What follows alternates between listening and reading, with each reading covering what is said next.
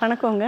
இன்னைக்கு எதை பற்றி பேசலாம் அப்படின்னு இருக்கேன்னா, மகா அற்புதமான ஒரு காலத்தில் நம்ம இருக்கோம். அதாவது கும்பமேளா பற்றி பேசலான்னு இருக்கேன். கும்பமேளா நடக்கிற இடம் நாசிக்கு, ஹரித்வார், பிரயாக், அப்புறம் உஜ்ஜயினி. ஸோ இந்த இடங்களுக்கெல்லாம் நம்ம போய் புனித யாத்திரை மாதிரி போயோ, இல்லை அந்த நீர்நிலையில் கங்கா யமுனா சரஸ்வதி இருக்கிற அந்த முக்கூடல், அந்த அலகாபாத் நம்ம போய் குளிச்சுட்டு வரோம். அது 144 வருஷத்துக்கு ஒரு வாட்டி வரக்கூடிய மகா கும்பமேளா. இந்த மாதிரி நம்ம காலகட்டத்தில் நம்ம இந்த வாழ்க்கையில் நம்ம பயணிக்கிறதுங்கிறது ஒரு அற்புதமான விஷயம்.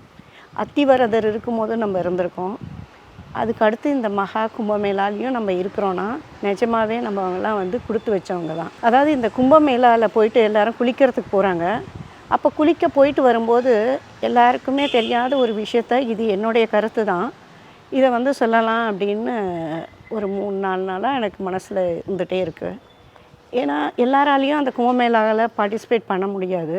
கும்பமேளாவில் போய் நம்ம போய் குளிக்கும் போது நம்மளோட ஆன்மா, நம்மளோட உடல், அகம் எல்லாமே சுத்தமாயிடும். நம்மளோட பூர்வ ஜென்மத்தில் பண்ண பாவம், இந்த ஜென்மத்தில் பண்ண பாவங்கள் எல்லாமே தீர்ந்து போகிறதா ஒரு ஐதீகம் இருக்குது.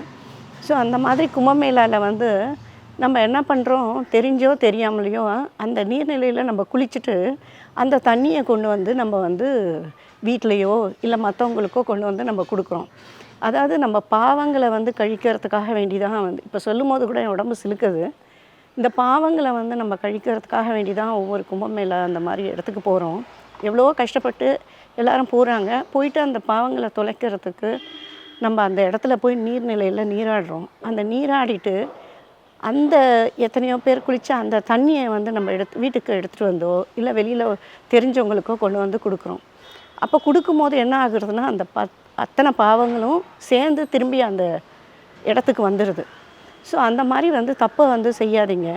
நான் ஒரு விஷயம் சொல்லலான் இருக்கேன். என்னன்னா, அதாவது யாருமே போக முடியல அந்த இடத்துக்கு அப்படின்னு நினச்சிங்கன்னா, நீங்கள் என்ன பண்ணுங்கள், அப்போ எப்படி நாங்கள் போய் அந்த கும்பமேளாவில் குளிக்காமல் எப்படி அந்த அமிர்த கலசலேருந்து விழுந்த அந்த துளிகளை விழுந்த இடத்துல போய் நாங்கள் எப்படி போக தான் முடியல, அட்லீஸ்ட் யாராவது கொண்டு வர தண்ணியாவது நம்ம தெளிச்சிக்கலாமே அப்படின்னு நினைக்கிறது அது வாஸ்தவம் தான்.